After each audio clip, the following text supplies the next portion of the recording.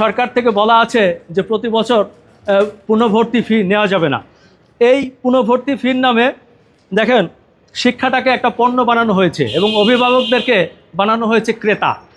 আর এই পণ্য আর ক্রেতার মাঝখানে প্রতি বছর প্রায় 10,000 কোটি টাকার একটা বাণিজ্য তৈরি হয়েছে বাংলাদেশে।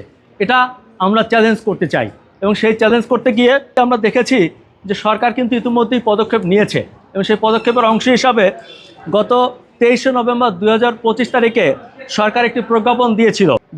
উপধারায় বলা আছে, একই প্রতিষ্ঠানে বার্ষিক পরীক্ষায় উত্তীর্ণ হয়ে এক শ্রেণী থেকে পরবর্তী শ্রেণীতে ভর্তির ক্ষেত্রে প্রতি বছর সেশন চার্জ নেওয়া যাবে, তবে পুনর্ভর্তি ফি নেওয়া যাবে না। এটি একটি গুরুত্বপূর্ণ প্রজ্ঞাপন যেটি স্বাক্ষর করেছিল রেহানা পারভীন, শিক্ষা মন্ত্রণালয়ের সচিব। একটা ব্যাপার চিন্তা করে দেখেন, একজন সচিবের স্বাক্ষর করা একটি প্রজ্ঞাপন বাংলাদেশে বাস্তবায়ন করা যায়নি। কেন যায়নি? এটার পেছনে কারা দায়ী, কারা এটি বাস্তবায়ন করতে দেয়নি, সেটা আমরা আমাদের রিটে উল্লেখ করেছি।